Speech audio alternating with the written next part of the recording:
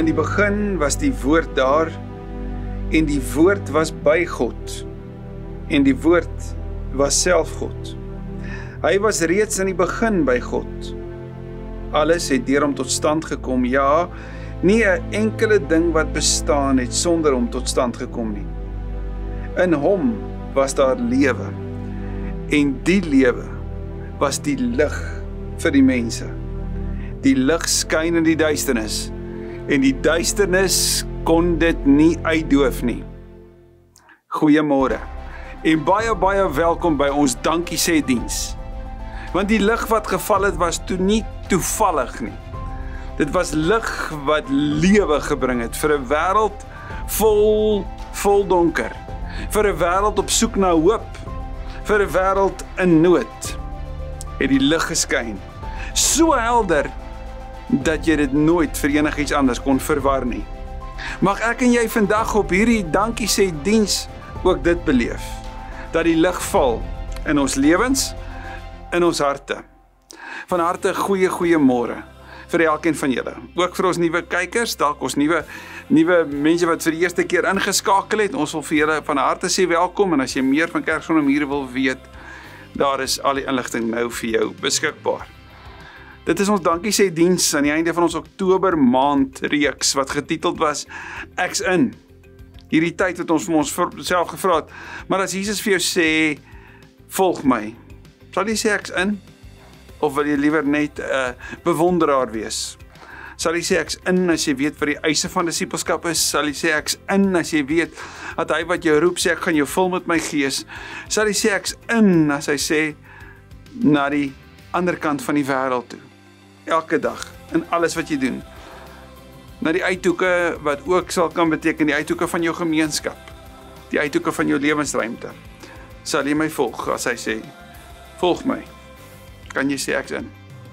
Kom ons bid saam. Dankie Here Jesus dat ons op hierdie wonderlike oggend, hierdie dankie sê oggend, kan opreg sê dankie Here vir die voorreg wat ons het om U te kan ken. Vir die voorreg wat ons het om vandag te kan bely, Jesus is die Here. Om te weet U is die opgestane Here, die een wat is en wat was en wat kom, die lewende lig wat skyn in die duisternis, die lewende lig wat ook lig na ons lewe toe gebring het. Ek bid so Here dat wanneer ons vandag ook reflekteer oor ons eie lewens, reflekteer oor dit wat al met ons gebeur het, waarvoor ons regtig van harte kan kom dankie sê en ook daarop kan antwoord, dat U deur die Gees ons sal lei, ook in ons nadenke van die woord. Asseblief Here, soos wat ons deurwandel vanoggend, wil U vandag net ons kom aangryp deur die verbeelding van die groot storie van God en ook van hoe ons daarbey inpas en hoe U ook op 'n tyd soos hierdie, op 'n oomblik soos hierdie, op 'n dag soos hierdie, ons wil kom ontmoet met die waarheid van die ewige hoop wat in die evangelie opgesluit lê. Daarom Here, aan U alle eer, en ons bid ook nou dat U in ons nadenke oor die woord sal praat en ons sal luister. In Jesus se naam. Amen. Amen. Toe ons begin het hier vir mekaar te sê ek's in, was die vraag in hierdie hele Oktober maand reeks, maar is jy regtig in? Kan jy regtig sê maar ek sal dit doen? En in die proses het ons vir mekaar sê, maar as ek sê Here ek's in, dan is dit soos 'n bruidspaar wat mekaar sê maar ek beloof. En as ek beloof, dan moet ek daai belofte gaan leef, nie waar nie? En 'n bruidspaar sê vir mekaar sulke vinnige woordjies. Ek bedoel, dit het geweldige betekenis en geweldige diepte, maar dit is kort sinne. Ek het die voorreg om dit op 'n baie gereelde basis te beleef, waar 'n bruidegom en 'n bruid vir mekaar sê, voor God en sy gemeente, beloof ek liefde en trou, vir altyd en in alle omstandighede, aan my bruidegom, vir altyd en in alle omstandighede. En as Jesus in Lukas 9 vers 23 sê, as iemand my wil volg, en daai iemand natuurlik is elkeen wat sê ek wil, ja Here, hier is ek. Jy moet jouself verloon, jou kruis opneem en hom volg. Daai selfverloon klink baie soos die belofte van 'n bruid en 'n bruidegom, nê, wat sê ek gaan jou lief hê vir altyd en in alle omstandighede. Dis huwelikstaal. Ek verlaat myself en ek kleef die Here aan. En ons sien dat die gelowiges wat gesê het, Here, hier is ek, maar net 'n handjievol van hulle natuurlik na die hemelvaart bymekaar is. Ek sê 'n handjievol hier in die omgewing van seker so 112 van hulle so by mekaar en is in Jerusalem. En hulle is by mekaar en hulle bid. En die aarde skud en ons sien dat die Here kom sê, maar veral dan vir die disippels, nee, kom sê hy, maar julle sal krag ontvang, want die Heilige Gees oor julle kom, Handelinge 1 vers 8, en julle sal my getuies wees, julle sal van my vertel, in Jerusalem, sowel as in die hele Judea, en Samaria, en tot in die uithoeke van die wêreld. En dan word daai groepie van 112, word skielik baie meer, want op een dag is daar 3000 wat bygevoeg word, 3112 in die aand, 112 toe hulle wakker geword het in die oggend. En binne weke 'n makrogemeente van 5000, meer gelowiges wat bely dat Jesus die Here is as wat daar rabbies was, in die ganse Israel van daai tyd, né? In die hele Jerusalem en omgewing, meer gelowiges. En nou kan jy dink, as jy as Christene, wat natuurlik met Joodse afkoms was daar uit Jerusalem uit, as jy sou by mekaar kom in die tempel, die plek waar die Jode by mekaar gekom het vir hulle aanbidding, dat jy weerstand gaan veroorsaak, baie vinnig en baie intens. Veral as jou boodskap is dat Jesus die Messias is. Hy is die beloofde Messias. Hy is die een wat die Ou Testament vervul het. En dat ons hom volg, dis wat hulle gesê het, dat ons met ons eie oë gesien het, dat hy uit die doodheid opgestaan het, dat hy die Here is, en dat dit die boodskap van hoop is. En hoe dit met die weerstandige Jode natuurlik sou bots. En toe breek vervolging uit. En Handelinge 8 vers 1 is 'n baie interessante vervulling van 1 vers 8.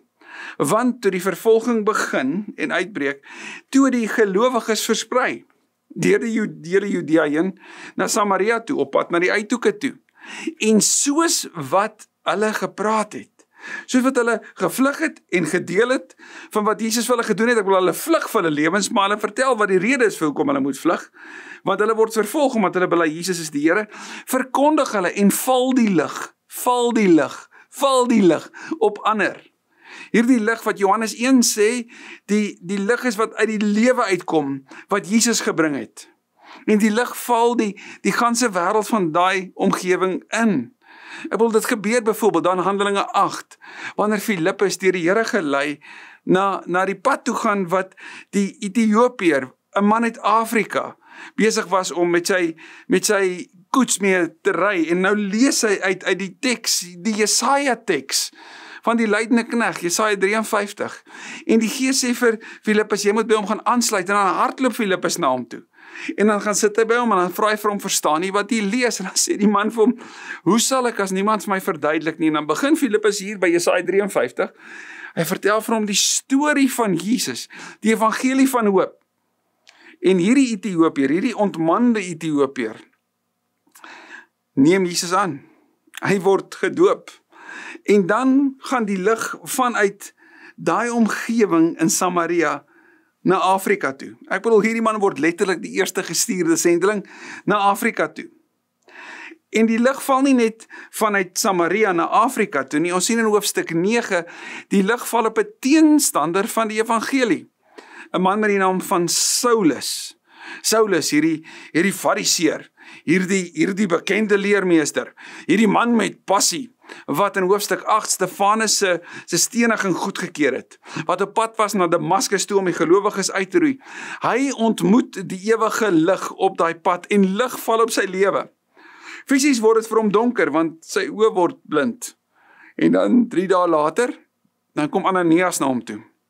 Hy sê vir hom, Saul, broer, die Here het my gestuur na jou toe. Jesus, die Here, Jesus in die Grieks Kyrie, en in die Ou Testament Jesus, Jahwe, die belydenis dat Jesus God is. Hy het my na jou toe gestuur, om hierdie teenstander nou as broer aan te spreek, wys dat die lig het geval, en dit was nie toevallig nie, dit was toe die lig geval het op Saulus, en Saulus kry 'n nuwe naam, nee, Paulus.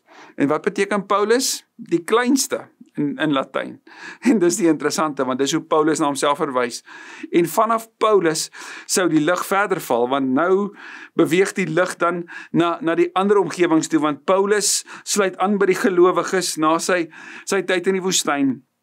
En dan gaan hy op sendingreise. En ons gaan nou by dit aansluit, maar voor dit kry jy in Handelinge 10, dat Petrus daar in Joppe is, en hy is aan die huis van Simon die leerlooier. En dan kom Cornelius, 'n man wat in die Romeinse kant van daai samelewing was. 'n Man wat 'n gesiene persoon was. Wat 'n hoofman was oor ander, stuur van sy soldate, van sy mense, om vir Petrus te gaan haal. Want die Here het hom gelei. En dan kom Petrus by sy huis aan daar in Caesarea. En hy deel met hom die evangelie. Maar hy kom agter die Here is klaar hier tussen die Grieke, vir Petrus die heidene. En die lig val op die heidene, maar die lig val ook vanaf hulle op Petrus. En sy oë gaan oop, dat God aan die werk is tussen al die omgewings van daai tyd, tussen al die verskillende nasies, die groeperinge van mense. En wanneer Paulus en Petrus in Handelinge 15 by mekaar kom in die vergadering, dan is daar 'n gesprek oor, maar moet ons die wette van die Jode afforceer op die Grieke, op die Romeine, aan die ander woorde op die heidene? Moet ons van hulle verwag om te wees soos wat ons geleer is vanuit ons agtergrond? Moet hulle met ander woorde, as dit ware Joodse gelowiges word? En dan besluit die vergadering nie, en dis 'n geweldige groot besluit, want dit sou die impak op die wêreld van daai tyd vir altyd verander. Want hulle sê, julle moet toegewyd leef, julle moet seksuele wanpraktyke vermy, aan die ander woorde, julle moet rein leef, en julle moet vleis wat aan afgode geoffer is, moet julle nie eet nie, en dis dit, daar stop dit. Dis nie 'n klomp ander van die Joodse wette wat hulle ook so 'n bietjie ingewerk het nie, dis net dit. En dan met daai briewe, kan Paulus en Silas op hulle tweede sendingreis gaan. Nadat Paulus en Barnabas die eerste sendingreis was, die getuienis aangehoor is in Handelinge 15, is daar hierdie verskil tussen Barnabas en Paulus, en Paulus vat toe vir Silas, en vanaf daai omgewing gaan die lig verder in die omgewing van Macedonië. As ek nou 'n wêreldkaart hier by ons sou hê, sou jy kon sien hier onder Jerusalem het die kerk begin en hy het ontplof en die gelowiges is versprei, en so wat hulle versprei het die lig verder en verder gegaan, en Petrus en Cornelius het hulle belewenis gehad, en Paulus het sy belewenis gehad, en nou is Paulus hulle op pad na Macedonië toe, net hier onder waar Rome lê. So dis naby die uithoeke van die antieke wêreld. En daar in Macedonië is daar 'n dorp, in Handelinge 16 vertel ons daarvan, van Filippi, en waar Paulus 'n nuwe gemeente begin, uit watter omgewing? Uit die omgewing van 'n tronk in die donker van middernag. En die lig val op 'n soldaat in diens van Rome, in hierdie Romeinse kolonie. En saam met Lydia word hy en sy gesin, so 'n Joodse gesin en 'n Romeinse gesin, word die nuwe gemeentelede van die gemeente in Filippi. En hoekom dit belangrik is, julle, is omdat soos wat die lig aanhou val het, vanuit die gemeente hier in Jerusalem, wat gelowiges later ondersteun het om te kon doen wat hulle doen, en die gemeente in Antiochië, wat 'n produk was van Jerusalem se uitstuur, nê, wat Paulus hulle bemagtig het en uitgestuur het, is daar hierdie skielike oproep terug na Jerusalem toe. Want ons hoor dat daar hongersnood uitgebreek het in Jerusalem.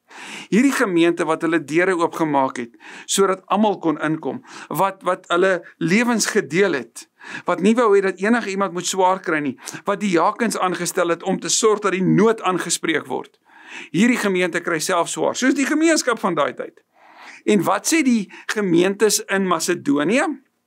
Hulle sê, en jy kan 2 Korintiërs 8 en 9 daaroor lees, hulle sê, ons wil hê die lig moet val na Jerusalem toe. Ons wil gaan deel daarin. En nou stuur hulle vir Paulus met 'n bydra, wat in hoofstuk 8 van 2 Korintiërs se brief beskryf word as die liefdeswerk van hulpverlening.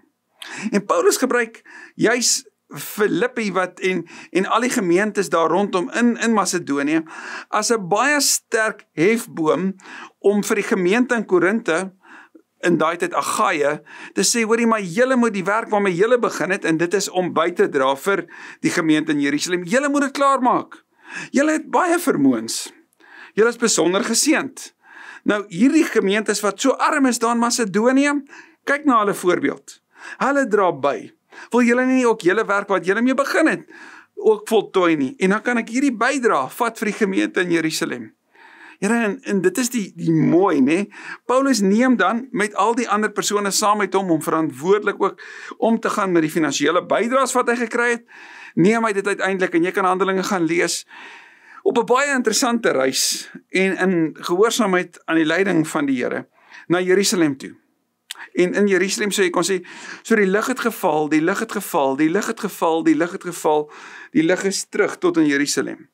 Maar dit bly nie daar nie. En dit bly nie binne in gunstige omstandighede nie. Maar sien, die wêreld word skielik nog meer ongemaklik vir Paulus. Hy word gevange geneem. En dan beroep hy hom op die keiser. En as ek dit nou vinnig na vorentoe kan spring, uiteindelik eindig Paulus vanaf Jerusalem terug, nie in Macedonië nie, maar tot in Rome, as 'n gelowige. En Handelinge eindig met hierdie beeld waar Paulus 'n huis huur as gevangene. En hy nooi die mense van Rome om vir hom te kom kuier en dan praat hy met hulle oor die evangelie. Sien jy dat die lig aanhou val? En dat mense bydra sodat die lig kan val. En wanneer Paulus vanuit Rome vir al die gemeente skryf, dan sê hy vir hulle, hou aan, hou aan, hou aan. Hy herinner hulle aan die basis van die boodskap. Ek dink aan byvoorbeeld iets soos die brief van die Efesiërs. Hy herinner hulle aan hulle blydskap omdat hulle verlos is. Die brief aan die Filippense. Hy herinner hulle dat hulle aan Christus behoort. Christus wat die vrede vir ons bewerkstellig het. Christus wat ons vrede is, in die brief van die Kolossense. Hy herinner hulle dat hy gesterf het en dat dit nie oor hom meer gaan nie, maar dat dit oor Christus gaan, dat die vrug van die Gees in ons moet leef en dat ons nuwe mense is, die brief van die Galate, ensovoorts, ensovoorts, ensovoorts, en self deur sy briewe val die lig. En deur die eeue heen val die lig steeds. Want sien, ergens was daar 'n reisiger wat na die suidste punt van Afrika gegaan het. En daar aangekom was daar 'n boodskap van verlossing van Jesus die Here. En die sendelinge sou kom en vanaf die suidste punt van Suid-Afrika sou die lig beweeg en ek dink aan die Marries en hulle sendingstories en die deel van die goeie nuus. En vir hulle om dit te kon doen, moes iemand bydra sodat dit kon gebeur. En so kon die lig verder opbeweeg.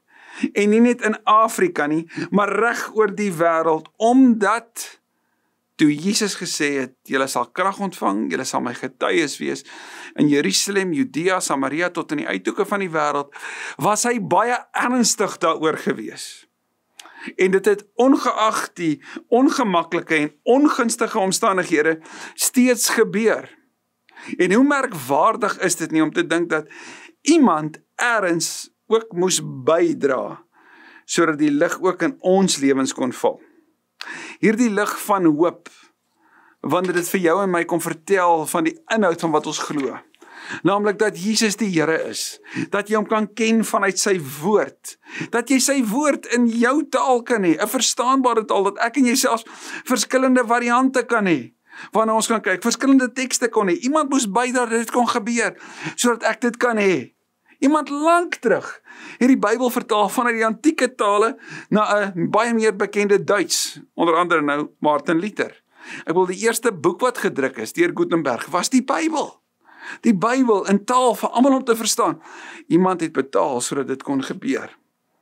Iemand betaal vandag sodat wat ons hier beleef kan gebeur. En ek en jy deel daarin, die lig van hoop in die boodskap, maar ook die lig van bystand, dat ons fisiese verskil kon maak, en steeds kan doen.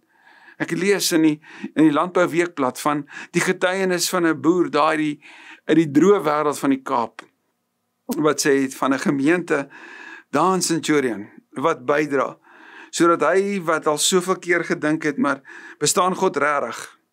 En dan kom daar bydraes, dan kom daar bystand, dan kom daar ondersteuning. Dat ek kan sê, maar ek glo steeds. Al is dit hoe moeilik. Ek glo steeds, want iemand het ergens gegee sodat ek kan ontvang. Die lig is aangegee. Die lig het geval. Ook in 'n omgewing waar nood so intens is, waar die omgewing so ongunstig is. Die geleenthede so baie is. Die lig wat ons aangee is ook die lig van gemeenskap. Die fisiese gemeenskap van 'n geloofsfamilie. Ja, op hierdie platform, maar ook in persoon. En nie net in persoon op Sondag nie, in persoon reg deur die week. In persoon by ondersteuningsgroepe. In persoon by toerustingsgroepe. In persoon by behoortgroepe, selgroepe, daai tipe groepe. In persoon by bedieningsgroepe. Soveel groepe waaraan jy kan behoort. En ergens het iemand gegee sodat dit kan gebeur. En ek en jy word geroep om dit aan te gee. Ek en jy word geroep, getaak deur die Here, om te gee, sodat ander kan kry wat ons gekry het. Wat ons verniet gekry het. Hoekom sal die gemeentes in Macedonië, daai arm gemeentes, maar die Griekse gemeentes, so daarop aandring dat hulle kan deel in die ondersteuning van die Jerusalem gemeente, van die Jode, daaronder, wat ons nie eers ken nie. Want was dit nie vir hulle nie? Het ons nie gehoor wat ons gehoor het nie? Het ons nie kon deel in die heerlikheid van Christus nie? Het ons nie kon verstaan en kon ontdek en kon beleef van wat dit beteken om aan hom te kan behoort nie? Het ons nie die wonderlike boodskap van verlossing aangehoor nie? Hoe kan ons nie anders as om te wil deel daarin nie? Oktober maand is ons dankie sê maand. Dit is die maand waarin ons kom sê, Here, maar toe die wêreld boodskappe gegee het van die einde, toe die wêreld so negatief gepraat het oor wat voorlê, was U aan die werk. Is U aan die werk. Toe ons nie moes dink oor kerkwees, dalk vir die eerste keer besef het, maar kerkwees was toe nooit oor Sondag nie, wat dit nooit was nie. Kerkwees gaan ook nie oor net 'n erediens nie. Die belangrikheid daarvan verseker, maar my deel in die gemeenskap van gelowiges, en as gemeenskap van gelowiges in ons gemeenskap, het baie meer waar en relevant vir my geword. So hierdie ongemaklike omstandighede was toe goed. Goed vir my wandel met U, Here. Goed vir my nadink daaroor, Here. En goed vir my besef dat ek 'n geloofsfamilie nodig het. Toe hulle my plaas onder huisarrest, en vir my kom sê, ek kan nie beweeg nie. Ek kan nie kontak maak nie. Ek moet wegbly. Toe verlang ek meer as ooit na die teenwoordigheid van ander, van gelowiges in my lewe, saam met wie ek kon bid en praat. Toe is ek dankbaar vir die elektroniese media wat skielik beskikbaar was. Dankbaar dat ek kon kontak maak en steeds kon praat. Ek het dalk nie briewe geskryf soos Paulus nie, maar ek het WhatsApps aangestuur. Ek het video's aangestuur. Ek kon deel, en nie net in my gemeenskap nie, maar reg oor die wêreld. Op 'n besondere manier was die Here hard aan die werk, en is hy aan die werk in ons gemeenskap, op maniere wat ons voorheen nie eers sou aangedink het nie. Daarom kan ons dankie sê. Dankie sê vir die voorreg om te kan deel in die liefdeswerk van hulpverlening. Wat het jy in jou hand? Hier in Oktober maand het ons mekaar vertel van die sonneblom het. Ons het gesê ons wil baie, baie graag op die 1 November sonneblomsaad plant voor in ons tuine, vir almal om te sien. Sien, as ons die slooitjies gegrou het en ons het die saad ingegooi en ons het dit mooi toegemaak en ons het dit mooi nat gegooi en ons wag vir 3 maande, gaan ons hele dorp, stad, omgewing vol sonneblomme wees. En hoekom gaan dit? Want ons wil in Januarie, wanneer die nuwe jaar begin, vir hierdie wêreld sê, die hoop, die son van redding skyn, dit skyn helder. En soos die sonneblomme draai om vir ons te wys op waar die son is, so draai gelowiges om te wys na die lig. Die lig wat val. Die lig van genade, die lig van redding. Maleagi praat van die son van redding wat sal skyn, daar in hoofstuk 4. Wat het jy in jou hand? Dis dan wanneer ons saad gaan gooi. Vir Moses was dit sy kierie. Vir 'n seun was dit sy middagete. Vir die saaier is dit sy saad. Maar wat is dit wat ek en jy in hierdie dankie sê maand, op hierdie dankie sê dag kan gee? Sodat ons ook kan sê, ek wil daarop aandring, Here, dat ek kan deel in die liefdeswerk van hulpverlening. Dalk is dit nie vandag finansies in jou lewe nie. Dalk is dit tyd. Dalk is dit 'n hart wat sê, Here, ek het nie dalk fisies die vermoëns op hierdie oomblik om daai te kan doen nie, maar ek kan luister, ek kan saam bid, ek kan saam wandel. Wat is dit? As dit finansies is, en die Here sê, vertrou my daarmee, dat ek en jy sal gee. Dat ons hande oop sal maak en sal sê, Here, ek sal gee waarna ek so vasklem, en in my gee gaan ek U al hoe meer vertrou, en gaan ek dit wat U gee, besef dat dit nie meer vir oor my gaan nie. Dit gaan oor U, en wat U hiermee wil doen. Mag ek en jy op hierdie dankie sê dag, kan sê, Here, ek is in. Ek wil my belofte leef, voluit leef, sodat die lig kan val. Ja, hier in my gemeenskap, verseker, maar wêreldwyd, en veral daar, waar mense U nie ken nie. Toevallig is nie so toevallig nie. Amen. Kom ons bid saam. Dankie Here Jesus, dat ons ook op hierdie dag, hierdie ontsettende mooi dag vir ons as geloofsfamilie, kan bely dat U wat die ewige lig is en lig in ons lewe geskyn het, ook die een is wat ons die voorreg gun om kanale te wees waardeur U lig skyn na die wêreld toe. Here, as ons dink aan alles wat moes gebeur vir ons om U te kon ontmoet, om te kon hoor van die waarheid van die evangelie, dan is dit so groot en so geweldig dat dis net U wat dit kon doen. Dankie vir die gelowiges wat gehoorsaam was, sodat ons kon hoor wat ons moes hoor. Mag ons so gehoorsaam wees, dat ander kan hoor wat hulle moet hoor. Mag ons die kanale wees waardeur U genade vloei. Here, vir die van ons wat vanoggend sê, dit gaan swaar. Ek kry regtig swaar. Ek bid so dat U deur die Gees, die Gees sal lei, ons sal lei. Gelowiges sal lei om ook daar betrokke te wees. Tasbaar betrokke te wees. Met hulp betrokke te wees. Vir die van ons wat sê, Here, ek wil gee, maar ek weet nie waar nie. Bid ek vir wysheid. Ek bid vir duidelikheid. Ek bid, Here, ook dat vir ons as geloofsfamilie, as gemeente, dat ons verantwoordelik sal omgaan, soos altyd, en deursigtig, soos altyd, met dit wat U gee, soos wat Paulus dit ook by daai bepaalde sensitiwiteit en deursigtigheid gedoen het, toe hy uitgereik het na die gemeente in Jerusalem. Met die hulp wat hy bymekaar gemaak het, sodat die lig kon val. So baie dankie dat die lig val in ons wêreld. So baie dankie dat U die saad verskaf wat ons weer kan gaan saai. So baie dankie Here dat ons weet dat soos Johannes 15 ook sê, dat U wil dat ons baie vrug sal dra. Mag U baie vrug laat opkom op dit wat ons doen. Mag U die werk van ons hande seën, want dit gaan tot U eer alleen. In Jesus se naam. Amen. Amen. En dankie sê maand, staan nou 'n dankie sê oomblik. 'n Oomblik om te kan sê, dankie Here, dat ek kan deel in die liefdeswerk van hulpverlening. En daar's nou geleentheid vir jou en my om bidend ook te antwoord op die Here.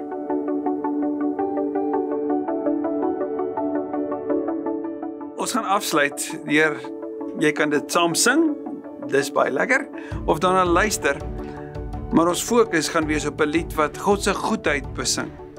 Want hoe anders kan 'n mens in hierdie tyd, wanneer jy nadink oor lig wat in jou lewe val, en lig wat deur jou lewe val in ander se lewe, as om te sing oor die goedheid van God. So kom ons sing saam, The Goodness of God.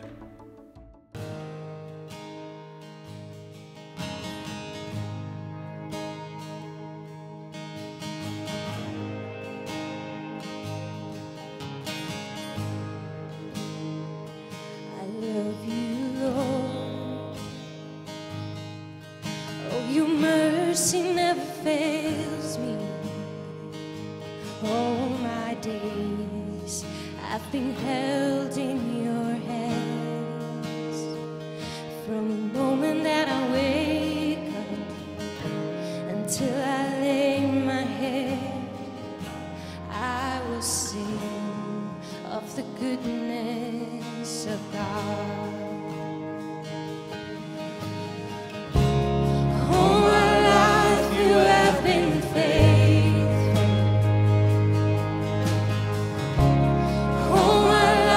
You have been so good.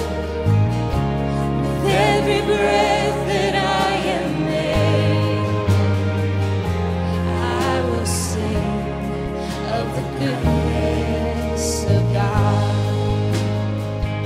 I love your voice. You have led me through the fire in darkest night. You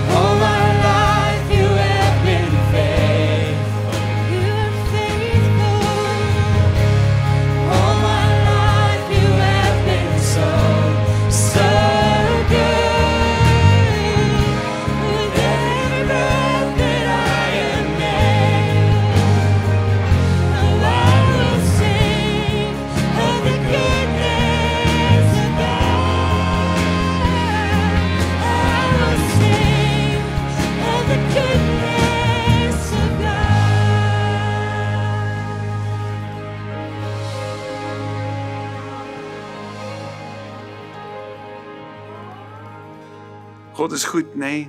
Hy is so goed. En die goedheid van ons Vader hou nie op nie. Die goedheid van ons Vader sê, hierdie situasie, dit wat nou gebeur het, dit wil hy steeds doen. Dit doen hy nog al die jare. En hy doen dit deur sy seun vir ons te gee. Deur ons terug te bring by die herontdekking van die kosbaarheid van die evangelie en die belangrikheid om dit aan te gee. So ek wil jou graag seën met Paulus se seën daar in die brief van die 1 Tessalonisense brief, aan die einde van hoofstuk 5.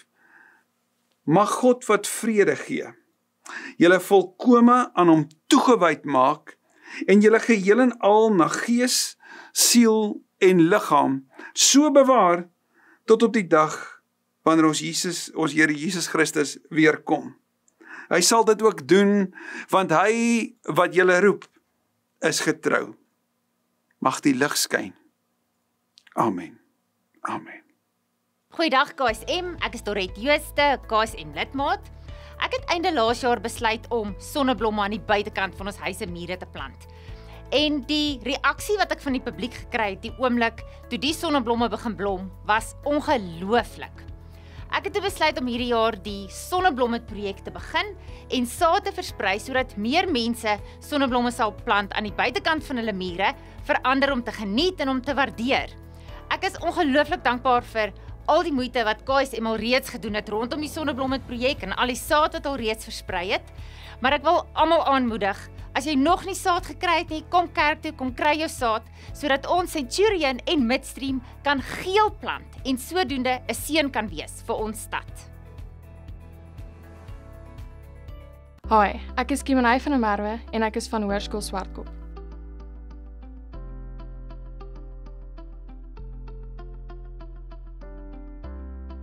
En hy sê toe ja, en ek het glad nie, ek kon nie my ore glo nie, want die oom het net ja gesê vir hierdie grade of vir die bargain vir 'n werkende bakkie, en ek het daar geweet, dit is alles te dank aan God. Toe begin die journey, ons het hout begin verkoop, want ons is in Suid-Afrika, en almal hou van braai, en natuurlik ook tuinvullisverwydering, want ons doen nou die ooms en ons kan net sowel die diens lewer aan almal anders.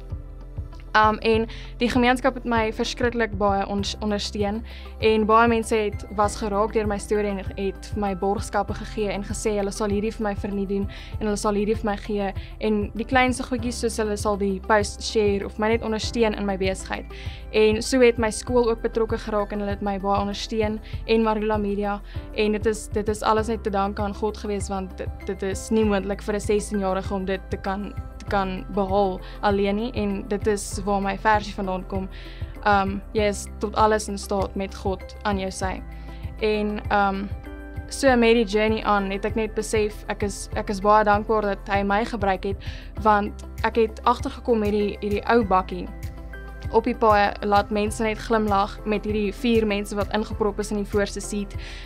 Dit is so 'n abnormale ding om op die pad te sien, en dit maak almal net glimlag, soos elke ras, die hele reënboognasie glimlag en almal connect net, en ek voel ek is baie geëerd om daai deel van die, soos God het my gebruik om dit en net ander mense te beïnvloed en te motiveer dat as jy soos struikelblokke kry, dat jy dit kan oorkom met hom wat jou help en krag gee. En ek het ook baie lesse geleer, dat die eerste een natuurlik, ek kan enigiets behaal, as ek dit wil behaal, sal ek dit behaal met God wat my krag gee. En ook dat wat jy saai sal jy maai, met ander woorde, hoe meer jy gee, hoe meer sal jy terugkry. En so eendag, toe gee ek soos 'n getal, ek gaan nie die getal sê nie, gee ek weg, en 10 sekondes na die tyd, toe kry ek 'n kliënt wat daai spesifieke getal meer vir my betaal, en ek dog toe sy maak 'n fout, maar sy sê dis 'n tip. En toe besef ek net, dit is God wat direk daai geld vir my teruggegee het.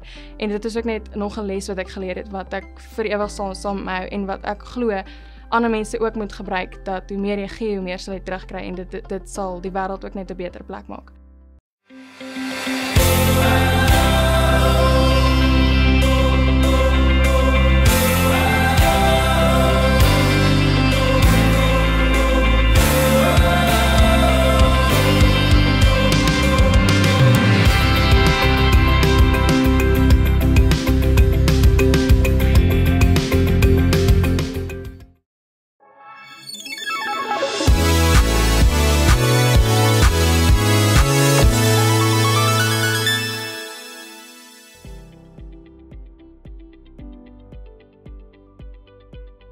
Wow, en daar kom ons aan die einde van ons BQ-reeks vir hierdie jaar. Ons vraag 5 van die BQ-reeks is, wat het God nog gemaak? Laasweek het ons 'n bietjie geleer hoe en waarom God ons gemaak het. Maar wat het God nog gemaak? Miskien die bome daar buite nie, die blomme in ons tuin. Waaraan kan ons nog dink? Aan ons familie, ons maats. So baie amazing dinge het God vir ons gemaak en dit is alles goed. Hy wou vir ons goed gegee het. Nou vandag gaan ons 'n bietjie animasie kyk van Chosen Generation af, wat 'n bietjie meer vir ons leer oor wat God nog vir ons gemaak het. Nommer 1. Waar kom ek vandaan? Een middag na skool loop Lunka en Kaiden saam huis toe. Hulle bly langs mekaar en elke middag voor skool en na skool wag hulle vir mekaar by die skool se hek en dan stap hulle van daar af huis toe. Soms stop hulle by die appelboom oorkant die straat om bietjie in die koelte te rus. En wanneer daar in die somer appels aan die boom hang, dan eet hulle dat die spoegspat. Lunka, het jy ooit gewonder waar mense vandaan kom? Hoe bedoel jy, Kaiden? Ek bedoel, ek weet jy is Xhosa en my familie is Afrikaans, maar waar kom al die verskillende mense vandaan? Lunka pluk 'n appel, vat 'n hap en dink so 'n bietjie oor die vraag terwyl sy kou. My pa het gisteraand vir ons uit die Bybel gelees voordat ons gaan slaap het en toe lees hy die heel eerste storie in die Bybel, in Genesis. Die storie van hoe God die hele wêreld gemaak het. Ja, en mense. Heel in die begin, toe daar nog niks was nie, het God die hemel en die aarde gemaak. Daar was niks nie. Alles was net leeg en donker en toe sê God, laat daar lig wees. En toe was daar lig. En toe maak God al die land en die see, so daar nie net oral water was nie, en toe maak hy visse en plante en voëls en allerlei verskillende diere. Maar wat dan van die mense? Het God hulle ook gemaak of was hulle net altyd daar? Nee, Genesis 1 vers 26 en 27 sê, toe het God gesê, kom ons maak die mens as ons verteenwoordiger, ons beeld, sodat hy kan heers oor die vis in die see, die voëls in die lug, die makdiere, die wilde diere en al die diere wat op die aarde kruip. God het die mens geskep as sy verteenwoordiger. As beeld van God het hy die mens geskep. Man en vrou het hy hulle geskep. So dit beteken dat God mans en vrouens gemaak het. Die Bybel sê die mens is in God se beeld en in sy gelykenis gemaak. So ek dink dit beteken dat alles wie God is ons ook gemaak om te wees. My pa het my vertel dat die woord Adam mens beteken en Eva beteken lewe.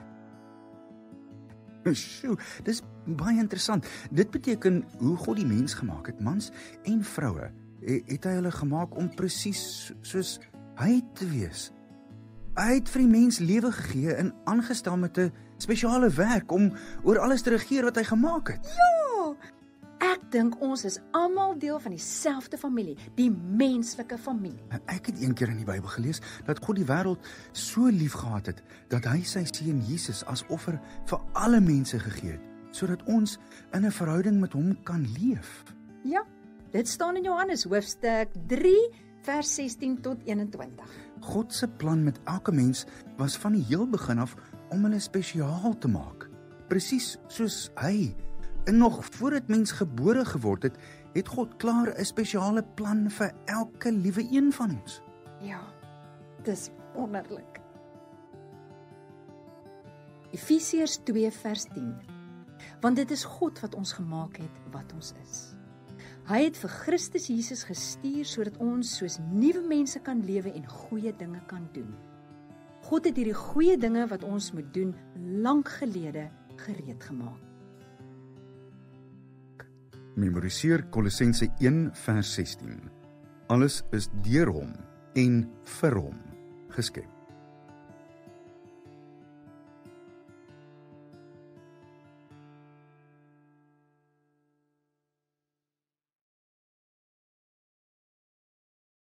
Baie dankie aan Chosen Generation wat vir ons so 'n cool video gemaak het oor wat het God nog vir ons gemaak. Ons gaan nou sommer saam bid. Maak dit oor. Here Jesus, baie dankie vir al die liefde. God, dankie vir alles wat U vir ons gemaak het. Vir elke visie en voeltjie, vir elke blommetjie, vir elke maatjie wat vandag na ons aanlyn les luister. Dankie dat U vir ons so goed geskaap het. Here, help elke maatjie om mooi te kyk na U skepping. Dat ons alles mooi sal oppas en dat ons ook lief vir dit sal wees. Ons ook vir mekaar lief sal wees. Amen.